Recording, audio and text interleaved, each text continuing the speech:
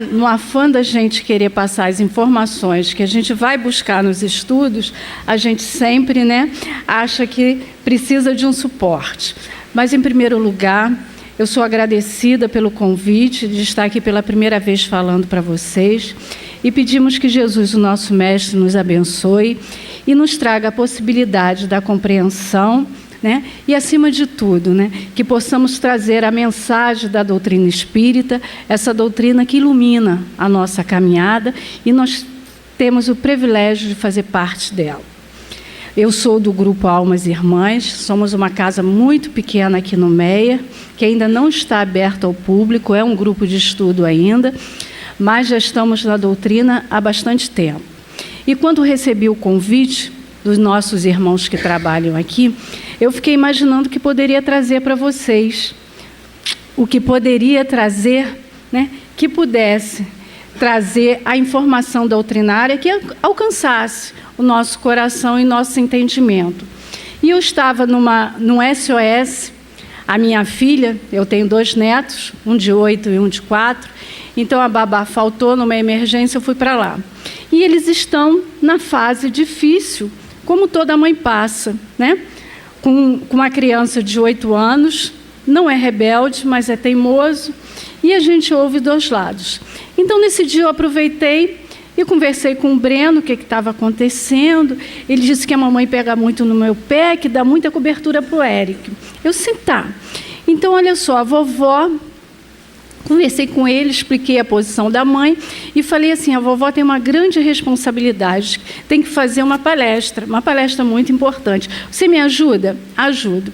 Então, eu vou botar num papelzinho, vou te fazer uma pergunta e você responde. E guarda esse papelzinho na bolsa da vovó, porque a vovó não quer discutir esse assunto com você agora. E eu vou fazer a palestra em cima daquilo que você responder. Ele gostou, achou que era uma brincadeira. E eu coloquei no papelzinho para ele qual a coisa mais importante da sua vida. E ele botou lá o R de resposta e escreveu família. E diante dessa resposta, para uma criança de 8 anos, e eu posso dizer para vocês que infelizmente não frequenta a doutrina espírita, não faz evangelização, porque o pai é católico, ele não tem esse contato com a doutrina espírita. Então, eu achei que isso é muito importante. Uma criança de 8 anos tem uma referência como a coisa mais importante da vida, a família. E aí a gente pensa que o lar realmente é a escola das almas. E como nós precisamos estar conscientes dessa responsabilidade enquanto pais, enquanto mães, enquanto avós, enquanto tia, enquanto parentes, para que a gente possa levar a essa infância e juventude tão conturbada no momento que a gente atravessa, essa responsabilidade da família. E é esse estudo que eu trago para todos nós nesse momento, para que a gente possa, junto com Kardec, junto com a doutrina espírita, refletir em torno desse assunto tão importante. Eu estava vendo também a entrevista do tio de uma menina, do casal que matou o taxista, foi semana passada. E o tio veio rapidamente de Brasília, de Minas, e estava lá falando que ela era uma menina tão boa. E a gente acredita nisso, um casal que estrangulou o taxista. A gente acredita que é uma menina muito boa, a gente acredita que é uma menina de família. Mas aí a gente acredita que falta muita orientação, que falta essa educação que a doutrina espírita vem trazer para a gente. A gente sabe que a doutrina espírita é uma doutrina educacional. A doutrina espírita não tem essa característica de doutrina salvacionista. Ela não salva ninguém, porque, afinal de contas, não tem ninguém perdido. Ela vem trazer esse conteúdo educacional, mas não essa educação formal, e intelectual que nós estamos acostumados nesse processo da nossa evolução. Ela vem trazer esse conceito de educação muito mais abrangente, muito mais expansivo, através da informação dos espíritos. E se a gente voltar a Kardec, a gente vai ver que Kardec é altamente pedagógico.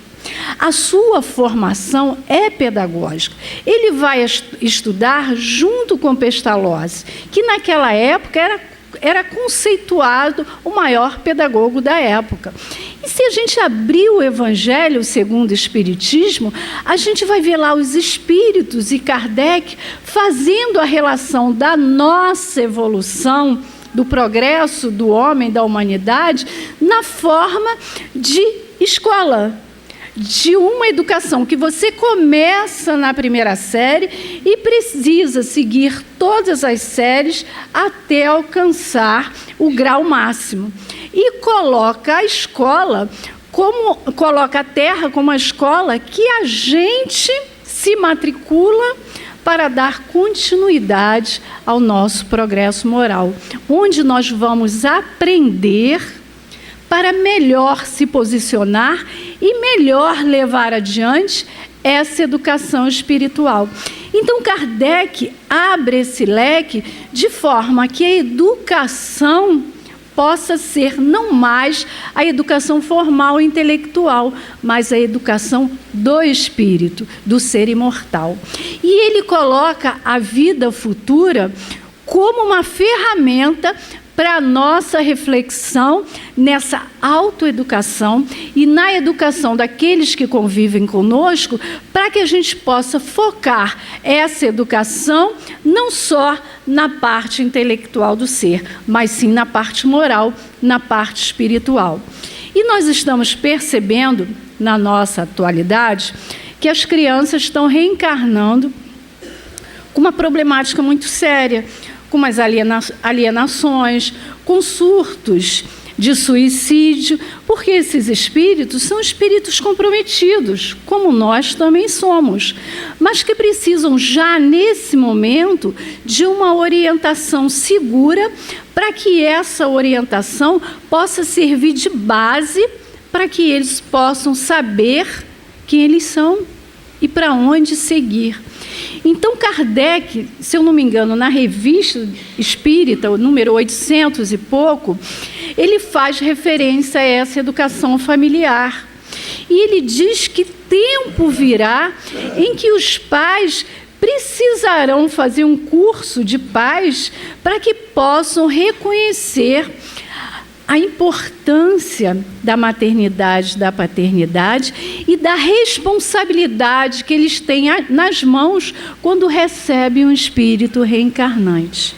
Porque, na realidade, muitas das vezes, a maioria das vezes, a gente ama muito, a gente protege muito, mas a gente ainda assim erra muito. Porque, como essas crianças, nós também ainda não nos identificamos, nós ainda não sabemos quem somos, nós ainda não sabemos de onde viemos e para onde vamos. E sem essa referência segura de quem nós somos, nós também não conseguimos orientar seguramente aqueles que chegam à nossa responsabilidade. Tem uma experiência que é uma experiência realmente real, que a gente lida muito com a questão da evangelização. Então, uma das vós chegou com aquelas pérolas, né, que as crianças soltam em casa. Então, uma neta dela, 4 anos, gente, de 4 para 5 anos, é preciso que se diga idade para a gente poder avaliar, né, o amadurecimento das crianças que estão chegando agora. 4 anos, ela com a mão no peito, chorando, das lágrimas correndo, vovó, está doendo muito, meu coração está doendo muito, e chorando, chorando, chorando. E a avó desesperada já pegou o telefone para ligar para a mãe.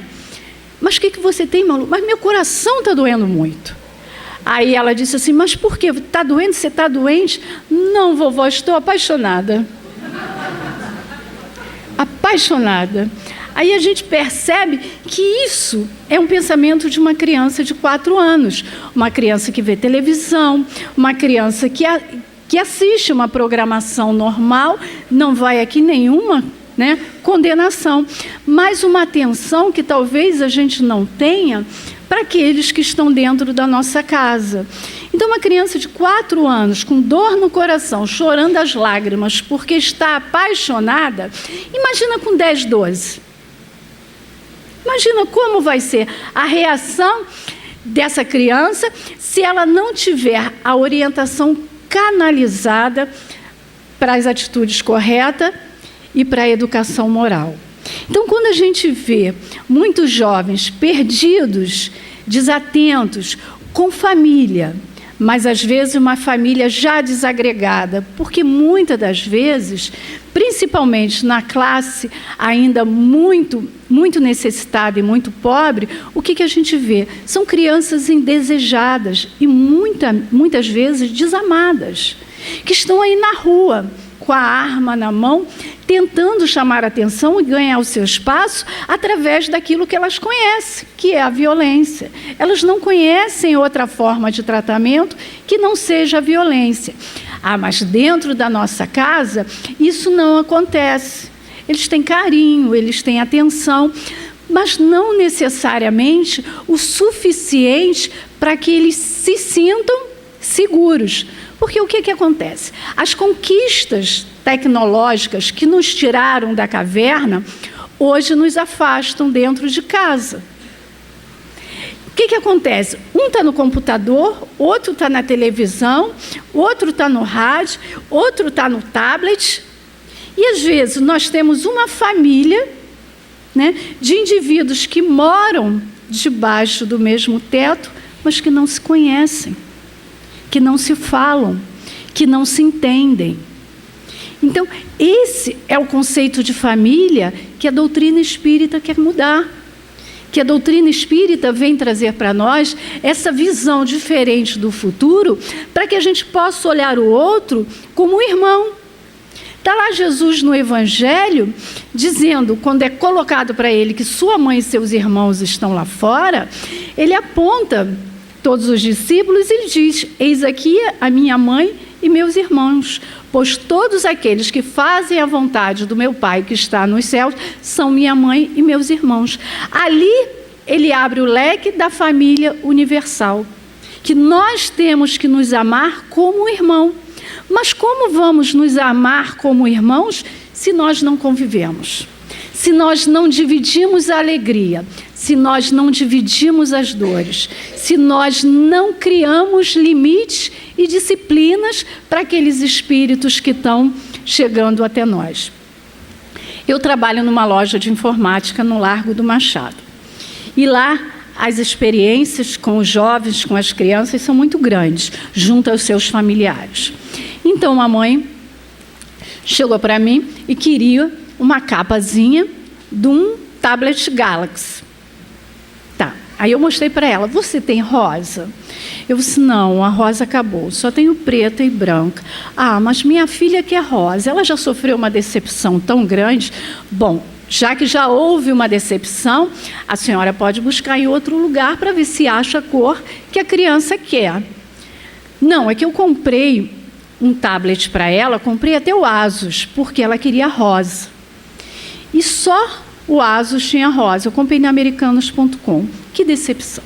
Chegou, mas quando chegou, não chegou com a configuração que eu tinha pedido. Então liguei, devolvi, e aí me mandaram outro. Novamente me chegou a mesma configuração, chegou errado. Então eu falei com uma amiga, ela disse: é causa ganha, vamos colocar na justiça, porque afinal de contas a garota sofreu um trauma danado. Eu já estava curiosa e preocupada, porque afinal de contas, qual é a idade da criança? Perguntei. Ela tem 3 anos, ela está fazendo 3 aninhos, ficou tão decepcionada. Aí eu pensei, 3 aninhos, o que ela queria era o rosa, não era o tablet, né, gente? A cor tinha que ser rosa, o tablet não era importante. Então, o que aconteceu? Ela realmente ficou decepcionada, e a mãe está gerando o processo. No dia seguinte, para minha surpresa, a mãe levou a menina, que eu considero um bebê, né, para eu conhecer. E estava lá desse tamanhinho, com 3 aninhos, mas a mãe diz que ela já mexe, que é uma maravilha. Aí eu pensei assim: hoje, com 3 anos é um tablet, com 10 é um carro, porque não tem outra coisa que vá substituir. Então a gente fica pensando o quanto nós, responsáveis e adultos, atropelamos as fases das crianças. O quanto nós somos responsáveis por esses filhos chamados problemas que estão aí na nossa sociedade trazendo tanto transtorno e tanto desgosto aos seus pais. E aí a gente começa a avaliar. A gente sabe, né, que existe a casa, a família e o lar. E aí vamos separar essas três coisas. A casa é a construção, é o que a gente tem aqui. As paredes, os tijolos, o telhado, os móveis, né? A família são os seres aparentados, né? Pai, mãe, filhos, avós, avô, tio e tia. Mas o lar é a união dessas almas. Então, muitas pessoas têm a casa, têm a família, mas não têm o lar. Por quê? Porque não há união, porque não há esse interesse, esse desejo de fazer com que nesse convívio, para que a gente possa se amar como irmãos, há o interesse e o esforço. Então, o que a gente faz? A gente paga. Ou a gente abandona, como aqueles mais carentes, ou a gente dá tudo para suprir a carência afetiva que você não pode dar. Chegando a um consultório de um companheiro psicólogo, a mãe apresenta o filho de 14 anos como um problema sem solução para o psicólogo. E o psicólogo, né, nas consultas, vai ganhando a confiança do adolescente e aí vai adentrando no problema. O menino já estava num estágio de rebeldia tão avançada que ele só retornava ao lar com os policiais. E só retornava com os policiais. Então, aquele pai e mãe não sabia mais o que fazer. Falaram para o psicólogo: nós damos tudo para ele. Ele tem o que ninguém tem. É carro, é viagem, é tudo o que ele quer, a gente dá. E largaram ele lá, sobre a responsabilidade do psicólogo. E o psicólogo vai conversando, vai ganhando a intimidade, a confiança, e o rapaz se abre. Meus pais não me querem, eles não me amam. Eles me dão tudo, até o que eu não quero, eles me dão.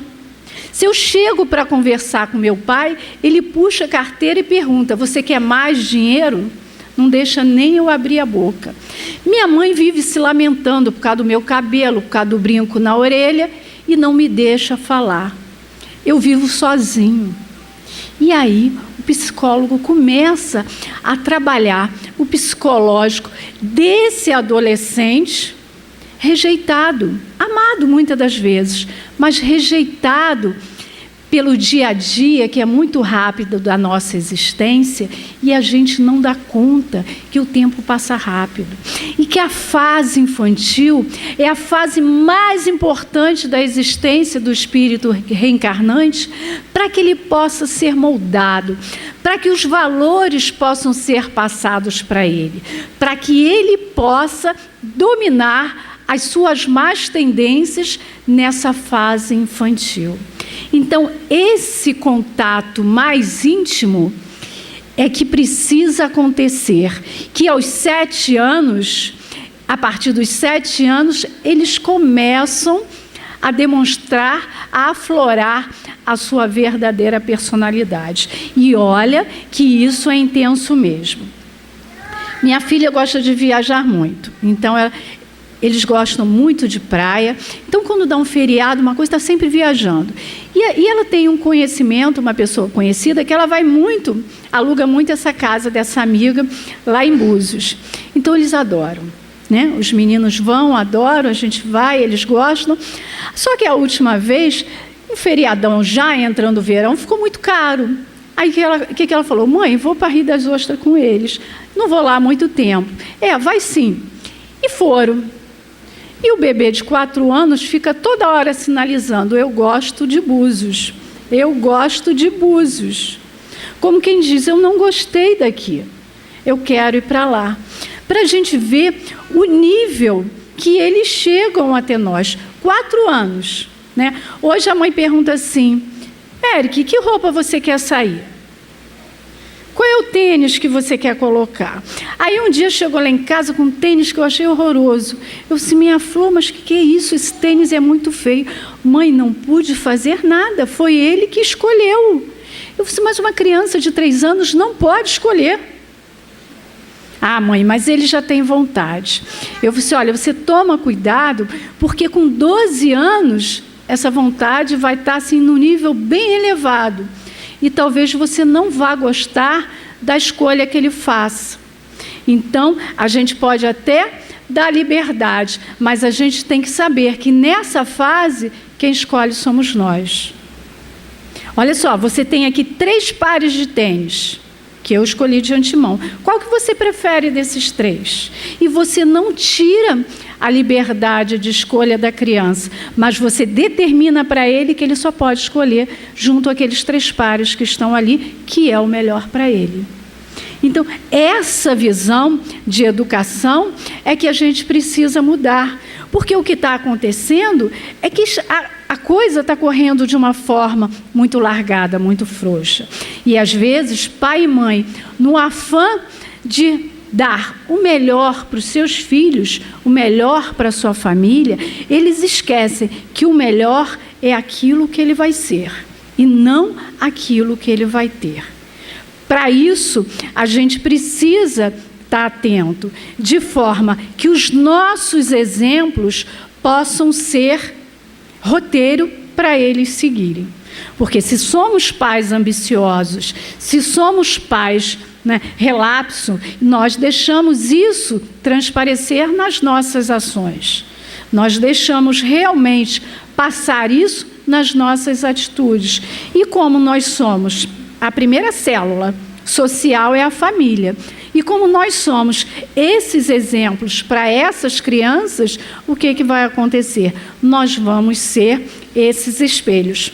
Tem uma passagem no Momento Espírita que o tema é educação autêntica. O carro da mãe dá problema. E ela vai com a sua filha de 6 anos ao mecânico. Então, ela estaciona o carro na oficina, sai do carro e vai conversar com o mecânico a respeito do problema do carro. Nisso, a menina de 6 anos pula de trás para o volante e fica ali, dirigindo, bota a mão na marcha, dirige, vira o volante para a direita, para a esquerda, buzina, finge que está buzinando. De repente, bota a cabeça para o lado de fora da janela e começa a xingar. O mecânico olha para a mãe assustada, sem saber o que fazer, o mecânico toma a frente e diz aí, o que é isso, lindinha? Não é assim que se dirige. É sim, porque minha mãe dirige assim. Então, diante dessa atitude, a gente diz que criança não mente, E é a real, elas são muito espontâneas. A maioria das vezes, elas são muito espontâneas. Então, quando se coloca isso, a gente vê imediatamente aquilo que está sendo passado para ela. Realmente, a mãe dirige assim. Qualquer problema, bota a cabeça para fora, xinga, aquela coisa toda. Por quê? Porque é um hábito do dia a dia. É algo que a gente acha que não vai influenciar.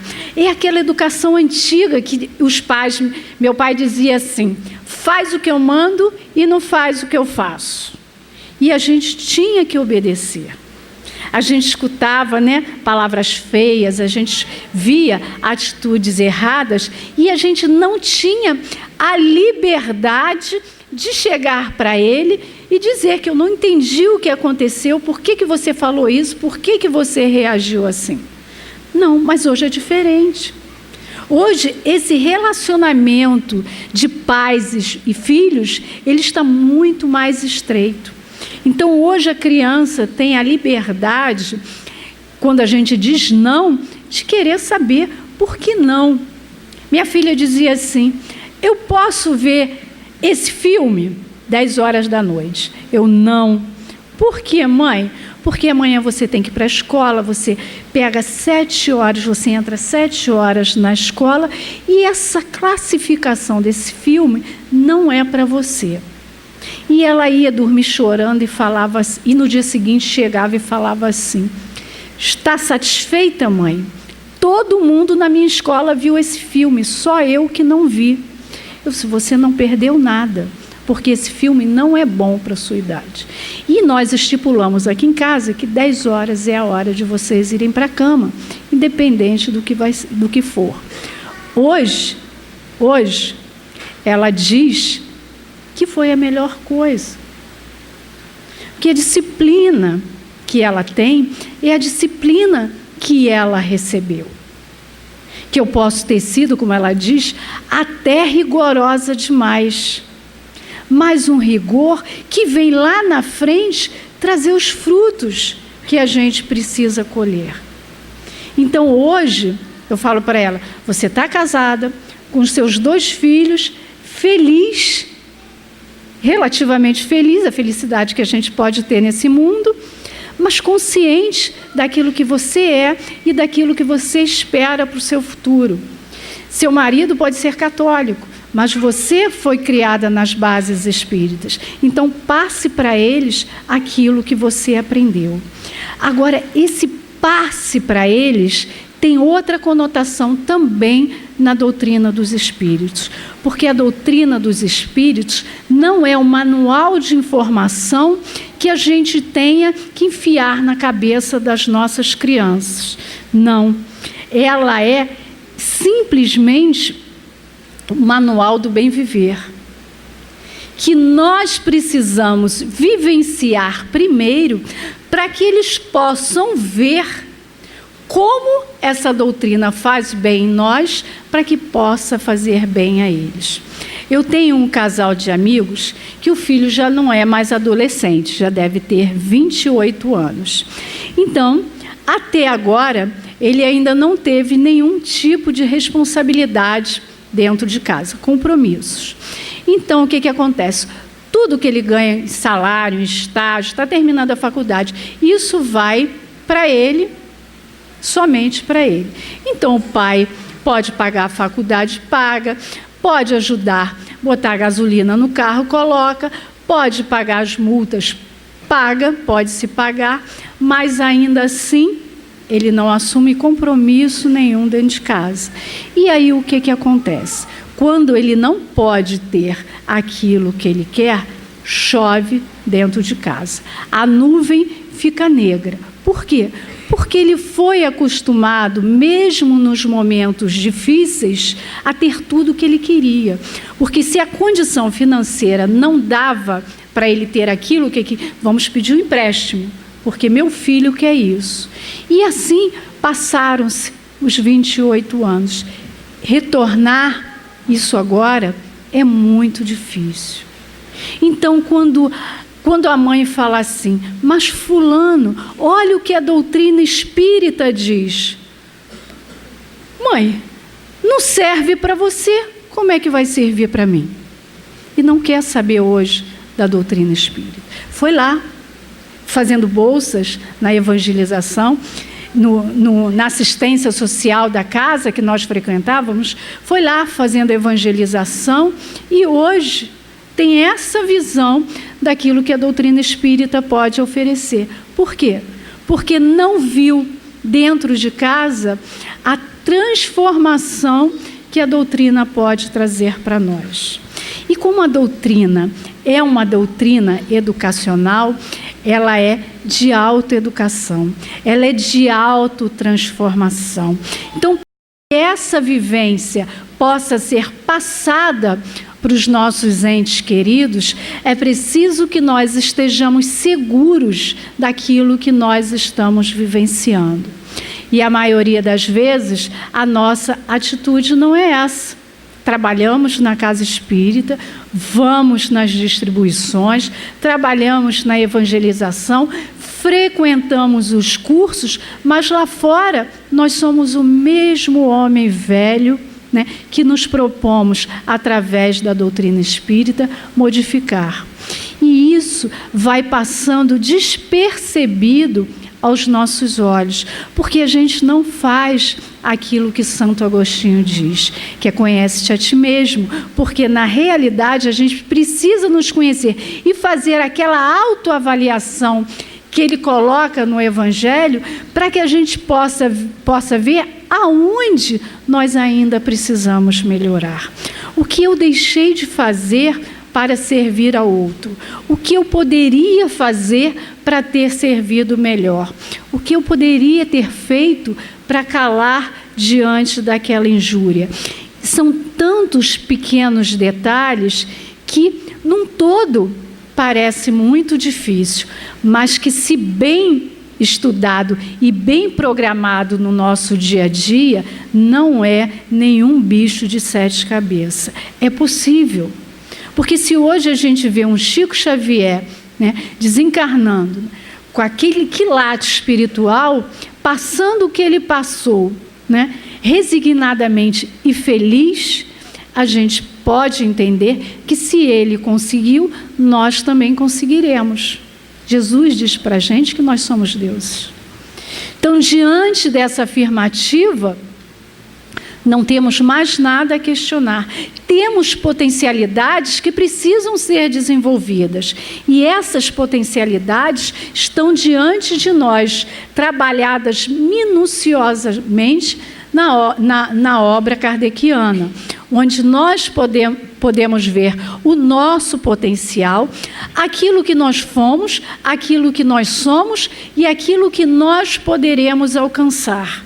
E diante desses familiares difíceis e renitentes, a gente possa usar da nossa compreensão, da nossa tolerância, do nosso perdão e do nosso amor, para que a gente possa ajudar a disciplinar aquele irmão que nos chega.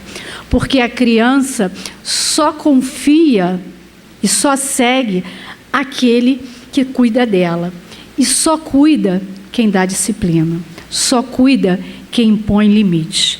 Quem não faz isso, a criança não entende como cuidado. É o caso do rapaz de 14 anos, que tem tudo, mas não tem nada. Mas não tem lar. Tem a casa, tem a família, mas não tem o lar, porque não tem essa união das almas.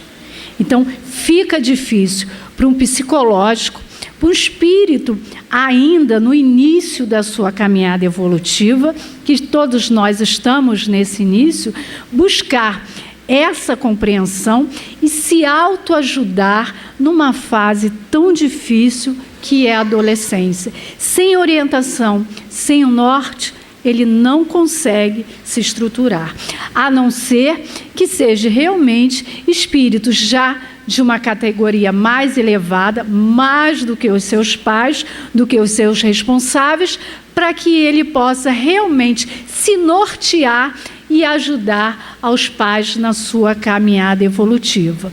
O que, na maioria das vezes, não é o nosso caso familiar. E a gente precisa entender que isso não é nenhuma sangria desatada. Quando Kardec faz referência na Revista Espírita ao curso de pais, ao curso de mães, ele diz que um dia a futura mãe vai precisar tanto desse curso quanto o advogado precisa conhecer o direito, para tomar conhecimento da grandiosidade, da responsabilidade que lhe chega às mãos. Por isso que nós estamos aqui trabalhando intensivamente na Oratória Espírita em torno da família, em torno dessa alienação infanto-juvenil e dessa educação que graça no nosso planeta. A menina lá que estava acompanhada com o rapaz que estrangulou o taxista, ela realmente é uma menina de família. E, às vezes, com uma boa formação, mas em companhias não agradáveis, porque junto deles foram encontrados vários saquinhos de cocaína. Então, naquele momento, o ato terrível pode ter sido em função da droga utilizada. Mas a droga, ela só é utilizada quando a pessoa está em fuga, quando a pessoa está num caminho que ela não se encontra. É que nem a sensualidade hoje na fase infantil. A criança, o jovem, um beijo sensual, um gole de álcool, uma droga, ela não encontram ressonância no organismo deles. Eles não têm idade para isso. Aquilo fica sem resposta, não gera prazer. Só gera o fato deles se sentirem importantes, mas não encontram ressonância. Então, eles não sabem como isso funciona. O que deveria acontecer? Com 11 anos, fulano me beijou. O que eu deveria sentir?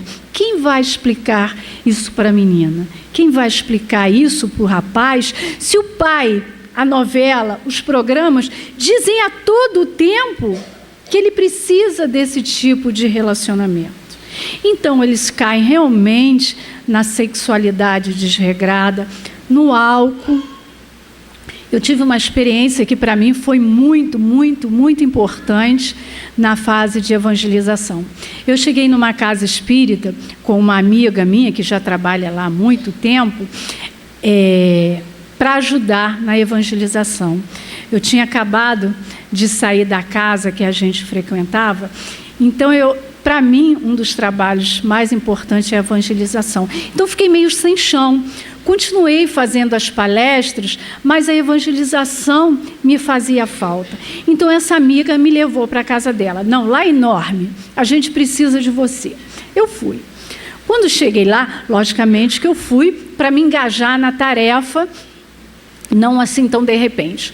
Mas cheguei lá, tinha faltado o evangelizador da turma de 12 a 13 anos.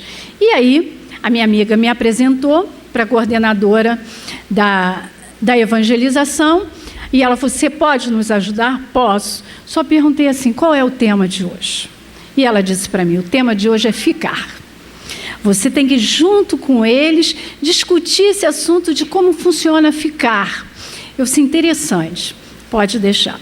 Cheguei lá, tinha uns 8 pré-adolescentes, de 12, 13 anos, e aí, começamos a falar a linguagem deles, começamos a conversar, me apresentei, ganhei a confiança deles e entramos no assunto. E aí, gente, vocês já estão na idade, como é que funciona? Vocês saem muito à noite? E ali os 4 levantaram a mão e disseram que sim. Então, eu quero saber de vocês como é que funciona essa experiência. Porque, afinal de contas, eu não tive esse prazer. Na minha época, pai e mãe era rigoroso demais. E não tinha essa facilidade que hoje tem, as crianças vão para boate, saem, vão para festinha, essas coisas todas. Então, eu gostaria de saber como é que funciona isso. E aí começaram a falar: que eu vou para boate tal, que eu saio, vou para não sei aonde, papá. E nesse vai e vem, nesse prazer de sair à noite, vocês ficam com alguém? Tia, claro, olha a nossa idade, tem que rolar alguma coisa.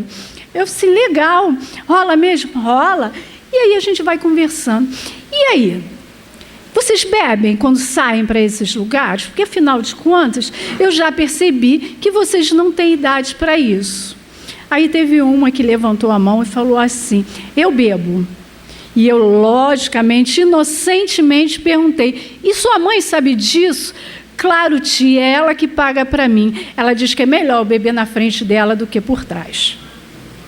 E ali estavam crianças, filhos de pais espíritas, que frequentam a casa.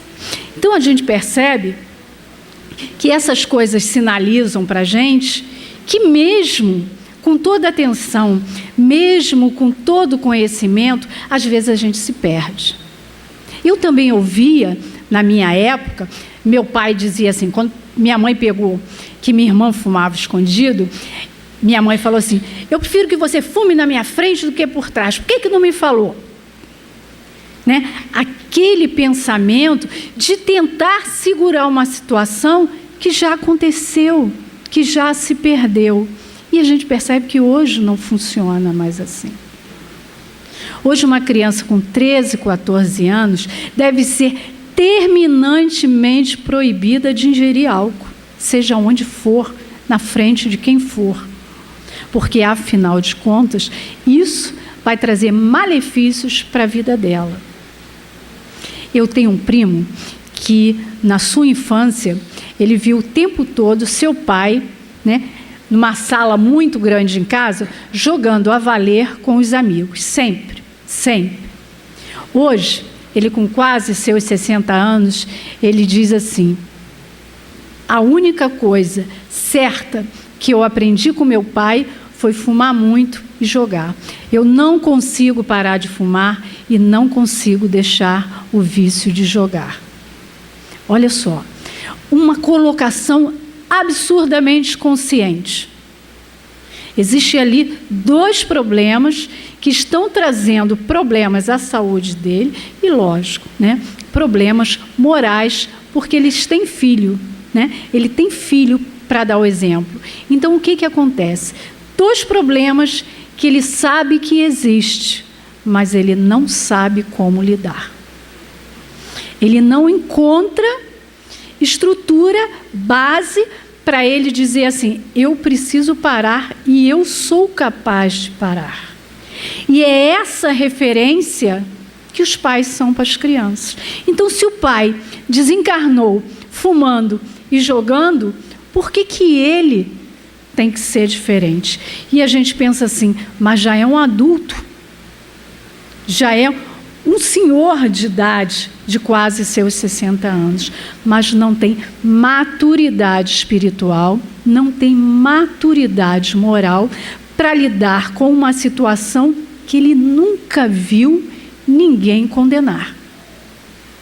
Então, o que acontece? Ele continua sendo referência como pai para os filhos dele. E isso vai trazer transtorno para os seus filhos. Porque nós somos exatamente aquilo que nós pensamos e aquilo que nós agimos. Enquanto educação intelectual, a gente pode ter até o verniz, né? Mas no dia a dia, no relacionamento, no contato íntimo, dentro da nossa casa, nós não conseguimos disfarçar. O verniz ali não funciona. Ali nós somos autênticos. E é ali que nós vamos formar o caráter dos nossos filhos. É ali que nós vamos formar o homem do futuro. Então, quando as pessoas chegam e dizem na televisão ou dizem na casa espírita que a criança é a esperança e a solução do futuro, a gente tem que abrir um parêntese. Porque a criança cristianizada é a esperança e o futuro do nosso mundo. Mas se não for, não é. Serão adultos perdidos, como nós somos ainda. Serão adultos com problemas e dificuldades difíceis de ser vencida, porque nós ainda não identificamos. É que nem aquela criança, né, que na escola é terrível, né? Os professores não conseguem lidar. E aí a mãe e o pai é chamado. E a diretora e o pai diz assim: quanto a senhora quer de doação na escola para passar por cima desse problema que meu filho causou? Isso é experiência de professora. Não é reportagem de jornal nem de televisão. É o poder monetário querendo comprar o silêncio daqueles que ainda tentam educar. Porque a escola é necessariamente aquela quem vai transmitir o conhecimento. É ela que vai instruir. Essa instrução é de fora para dentro. Agora, educar é formar o caráter do ser. Então, essa educação integral é essa educação que a doutrina espírita vem trazer para a gente. É essa educação que Emmanuel trabalha fervorosamente, né, na sua psicologia, na sua pedagogia, para nos fazer compreender que o futuro da nação realmente depende dessa educação. E ele diz assim, e algum papel que eu trouxe aqui, que eu acho que agora eu não vou achar. Está aqui, achei. Educa e transformarás a irracionalidade em inteligência, a inteligência em humanidade e a humanidade em angelitude. Educa e edificarás o paraíso na terra. Se sabemos que o Senhor habita em nós, aperfeiçoemos a nossa vida a fim de manifestá-lo. Então, é essa educação que favorece o ser integral. É essa educação que vai trazer ao espírito reencarnante a possibilidade de ser um homem de bem no futuro. E aí entra, né, todas as consequências da nossa doutrina pedagógica, que é a caridade, que é o amor, que é a paciência, que é a tolerância, porque isso tudo é consequência do amor maior, do amor da educação, do amor que a gente sente pelos nossos filhos e que a gente não sabe como nós somos possíveis de amar tanto. Meu primeiro neto, quando nasceu, minha filha estava em Brasília. Então, para economizar das férias e ficar mais tempo, eu cheguei no dia que ela ia sair da maternidade. E fui até a maternidade, saímos juntas, e quando chegou em casa, ela sentou no sofá, com meu neto no colo e falou: mãe, como é que pode a gente amar uma criaturinha dessa tanto se ela chegou só agora? Aí eu falei para ela, porque esses laços, minha filha, já são muito antigos. Essa afinidade já existe há muito tempo. E a gente nem sabe ainda se essa afinidade existe mesmo. Às vezes, ela vai precisar ser construída. Às vezes, está aqui no seu colo um espírito com muita dificuldade, que muitas vezes nós prejudicamos. E vai precisar, não é, do nosso esforço e da nossa renúncia maior para que volte ao nosso convívio amoroso. Então, essa sensação, esse amor, ele é muito intenso quando o espírito chega aos nossos braços, mas ele precisa ser absolutamente trabalhado para que ele não esfrie, para que as crianças não se tornem um peso na nossa vida, para que eles não nos atrapalhem. Eu tenho uma amiga que diz assim: agora que eu tenho filho, eu não consigo fazer mais nada. Eu não faço mais o que eu quero. Eu agora tenho que viver em função deles. Eu falo, é uma realidade, mas só que você tem que viver isso com prazer. Porque se não for com prazer, ela vai sentir. E se ela sentir que você faz por obrigação, vai haver a rejeição. E aí a situação vai se tornar mais difícil de ser consertada lá na frente. Então, é essa conscientização que a gente precisa ter para que a gente possa encontrar na nossa família e possa construir junto com a nossa família esse verdadeiro lar. Esse lar onde há realmente a união, onde há realmente a felicidade de estarmos ali juntos, vivenciando as experiências que a vida material nos oferece. E é essa educação realmente que nós estamos trabalhando nas casas espíritas para que isso possa fazer parte da nossa rotina. Não que a gente não eduque os nossos filhos desse jeito, não é isso, mas para que a gente esteja mais atento às nossas atitudes, aos nossos pensamentos, aquilo que a gente fala, para que a gente possa realmente ver se nós estamos alimentando esses filhos com os exemplos corretos. Eu conheço uma família espírita que os filhos nunca puderam falar palavrão, hoje uma coisa tão natural no nosso dia a dia, né, no nosso mundo. Não. E se a mãe ouvisse, ela colocava de castigo. E isso foi assim até os 18 anos. Aí, com 18 anos, o filho do meio chegou para ela e falou assim: e agora, mãe? Eu já posso falar? Não, agora você já pode falar, porque agora você já sabe quando falar, quando calar. Então, agora você pode usar da expressão que você quiser.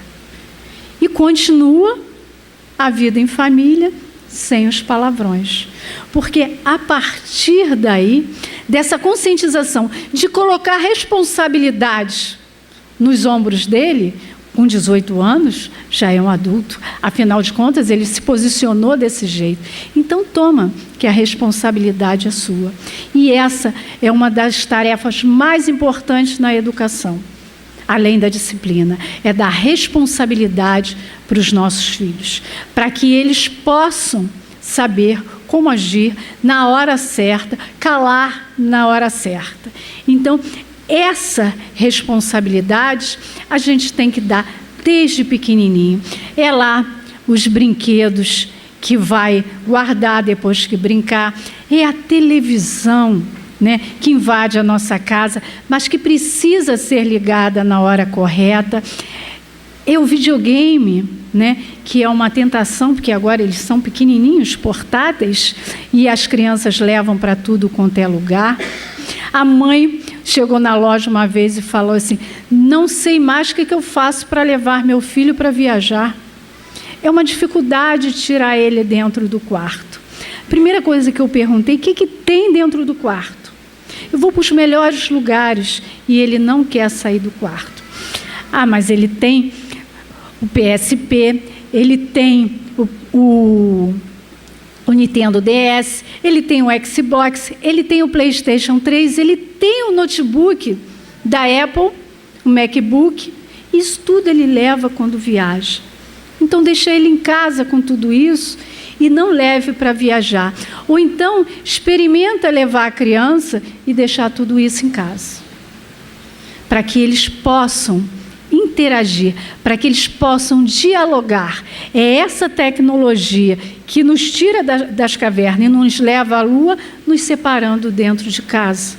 Porque toda essa informação é demais para a criança. Toda essa informação é muita coisa para o entendimento dela. Então, precisa ser dosado. E esse dosador, quem coloca nele somos nós. Então, é para isso que a doutrina espírita está aqui nos orientando, para que nós possamos formar homens de bens, mas homens de bens precisam ser conscientes. E para que sejam conscientes, eles precisam ter formação. E para que tenham formação, eles precisam ter educação. E essa educação tem que ser a educação do homem integral. A educação que vai formar o ser para essa vida e para as vidas futuras. Sem esse entendimento, só há materialismo, não há espiritualidade. É preciso que as nossas crianças vivenciem essa espiritualidade, é preciso que as nossas crianças vivenciem a morte, vivenciem a dor, vivenciem a dificuldade financeira, vivenciem a decepção.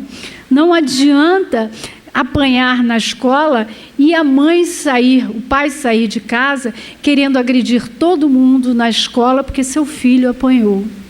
Não é assim. Eu tinha na evangelização um menino desse tamanho, mas que tinha 11 anos, ele era enorme. Então ele era todo calmo. E ele dizia: tia, eu era objeto de brincadeira dos meus colegas, porque eu sempre fui muito grande. Então, e eu sempre deixava passar porque eu não queria machucar eles, porque pelo meu tamanho eu iria machucar eles. Então eles me zoavam, me perturbavam e eu sempre deixava passar. Mas teve um dia que um me agrediu e eu deixei que ele me agredisse para não machucar ele. Mas quando eu cheguei em casa, meu pai ficou tão transtornado porque eu apanhei e saiu disparado e eu correndo atrás dele, e ele foi para a escola querendo bater no menino que me bateu. Tia, a partir daquele dia, eu nunca mais vou dar esse desgosto ao meu pai. Então, antes que fale alguma coisa, eu já estou agredindo. E aí a gente percebe o quanto, né? O quanto o amor é o solucionador de todos os problemas. quanto a calma, a paciência, a tolerância pode minimizar o impacto desse. E quanto, por amar muito, mas às vezes desordenadamente, nós podemos estar prejudicando aos nossos filhos. Que nós estejamos atentos, que nós estejamos conscientes, que a gente continue estudando cada vez mais, né? Porque diz um sábio que a melhor coisa é o saber, que o mal vem da ignorância.